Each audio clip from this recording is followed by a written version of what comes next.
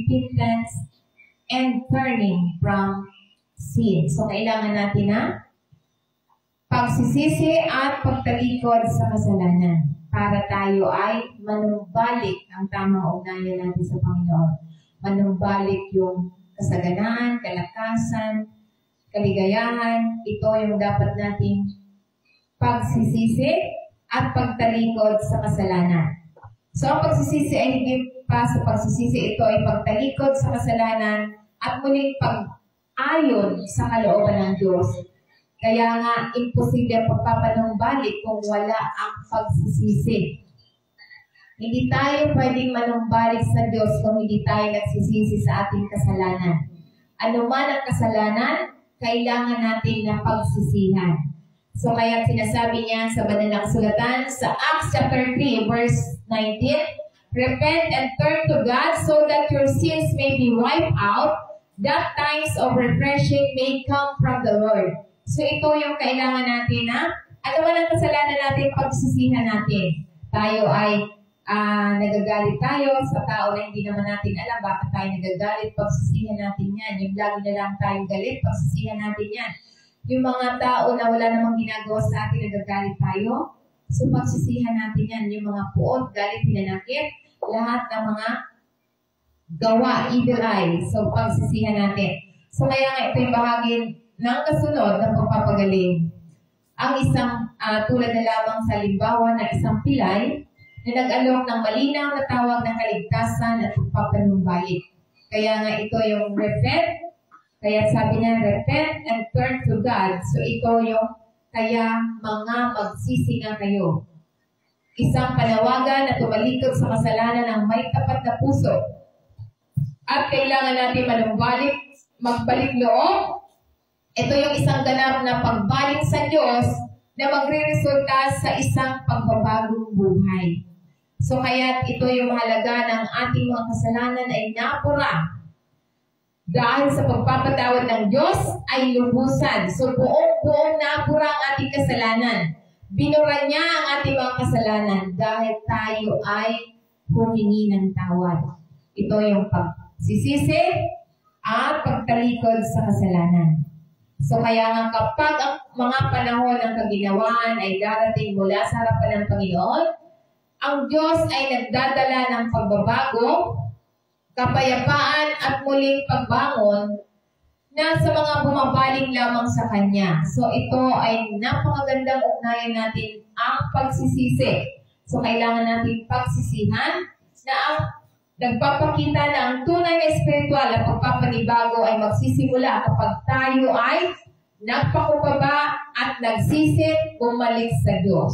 So kaya nga ang pagsisisi hindi lamang tungkol sa pagkakasala, ito rin yung pintuan tungo sa pagpapatawad at malalim na ugnayan sa Diyos at pakikisama natin sa Diyos. Kaya kailangan natin na tayo ay magsisi para magbukas ang pintuan sa atin. Dahil kapag hindi tayo nagsisisi, hindi mabubuksan ang pintuan ng mga pagpapala, biyaya ng Diyos. Dahil kapag nasa atin ang presensya ng Diyos, naandyan yung biyaya ng Diyos. Amen? So kaya nga ito'y mahalaga na tayo ay tumalikod tayo sa ating mga kasalanan. Talikdan ang mga masama sa ating mga lakad. At manumbalik sa Panginoon at siya'y mahahabag siya sa atin. Kaya sinasabi niya sa Isaiah 55 verse 7, talikuran naman ng masama ang kanyang lakad at ang taong liko ang kanyang mga pag-iisip at manumbalik siya sa Panginoon at siya'y maawa sa kanya at sa ating Diyos sapagkat siya'y magpapatawad ng sagana. So sabi dito, let the wicked forsake his way. So ibig sabihin, talikuran ng masama ang kanyang lakad tumalikod sa makasalanang mga gawa.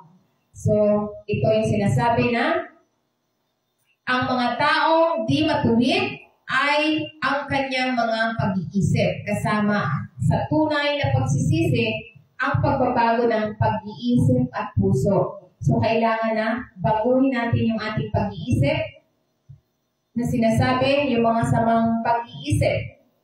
So kaya nga magbalik loob siya sa Panginoon. Tinanggap ng Panginoon ang sino mang bumabalik sa Kanya. So kahit sino, ano man ang kasalanan natin, tatanggapin tayo ng Diyos. Kapag tayo bumalik sa Kanya sapagkat siya'y mahabagin, siya ay sagana sa pagpapatawad. Ang kanyang pagpapatawad ng Diyos ay hindi nag-aatubili or hindi limitado. Ito ay mayaman, punong-puno, umaapaw na pagpapatawad, biyaya at tagumpay para sa mga taong nagsisisi. So kaya nga, repent and turning from sin.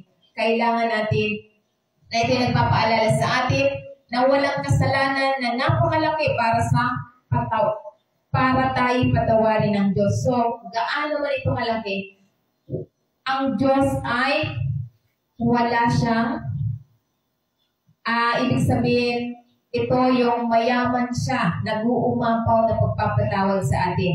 Kapag tayo taimtim na bumabaling sa Kanya, siya ay tumutugon ng may habag at biyaya.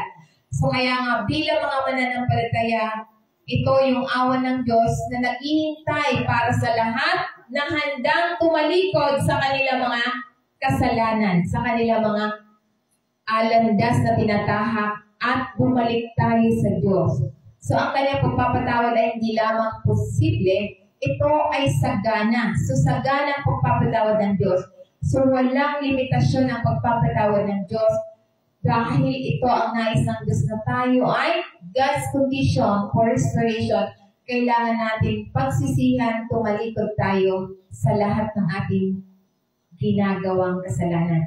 So kaya nga mahalaga, ano ang tinuturo sa atin tulad na lamang ng prodigal son? So the prodigal son, ito yung alipugong anak na bumalik sa kanyang ama, siya ay tinanggap ng may pagpapanumbalik, hindi pagtanggi. So basahin na lamang po yan sa Luke chapter 15 verse 11 to 24. Isang verse lang po ang aking na ilagay, napanghaba po niyan. So kaya nga sinasabi niya sa Luke chapter 15 verse 17, sabi niya, nang matauhan siya, sabi ng prodigal son, sinabi niya, gaano karami ang mga upahang alipin ng aking ama, ang may matitira pang pagkain. So ibig sabihin, napagtanto niya na sa kanyang ama, ay yung mga alipin ay napakadaming tira ng pagkain, ngunit siya ay kumakain siya ng darak ng pagkain ng baboy. So kaya nga, sabi niya, narito ako'y namamatay sa gutom. So buti na lamang siya ay nakapagtanto. Ito yung sinasabi na self-awareness na na-realize niya. Na-realize niya na sa kanyang estado kinaroroonan mas maraming pagkain ng kanyang mga alipin ng kanyang ama. So kaya nga ito yung paniniwala na naunawaan niya ang mga kahinatnan ng kanyang paghihimagsik. So naunawaan niya ang kanyang ginawa. Dahil sa kanyang ginawa na yung kinuha niya ang kanyang parte ng kanyang kayamanan at nilustay sa mga walang kabuluhan, alak, sugal, at kung ano-ano pang mga makamuntong gawain. So dahil dito napagtanto niya, so ito yung naunawaan niya ang kahinatnan sa kanyang ginawang mga pagkakamali. Kaya nung naunawaan niya, siya ay nagsisi, nagpasya siyang bumalik, hindi bilang isang anak na humihingi ng karapatan, kundi bilang isang alipin, siya ay mapagpakumbaba. Siya ay nagpakumbaba, inamin niya ang kanyang kasalanan. At siya ay, sabi nga niya na, gawin na lamang siyang alipin. So kaya nga, tayo bilang mga anak ng Diyos, gaano man kalaki ang ating kasalanan, kung tayo ay manunumbalik sa Panginoon, hindi niya tayo susumbatan. Tulad nitong prodigal son, hindi man lamang siya sinumbatan. Ngunit siya ay walang pagtanggi, wala man lamang anong salita na panghihinaya o pagsisisi sa kanyang anak. Tinanggap niya ng buo dahil sa siya'y tumalikod na pagtanto niya ang kanyang kasalanan, inamin niya ang kanyang kasalanan, humingi siya ng tawad. So, ganun din ang nais ng Diyos sa atin. Hindi yung minsan humingi na tayo ng tawad, pagtuturo pa ng iba. Sabi niya kasi kaya ako nagkasala. So dapat kapag tayo humingi ng tawad, tayo lang, huwag na tayo magdadamay ng iba. So aminin natin yung ating kasalanan at huwag na tulad ng prodigal son. So buong buo siyang tinanggap dahil sa siya mismo ang humingi ng tawad dahil napagtanto niya ang kanyang kasalanan.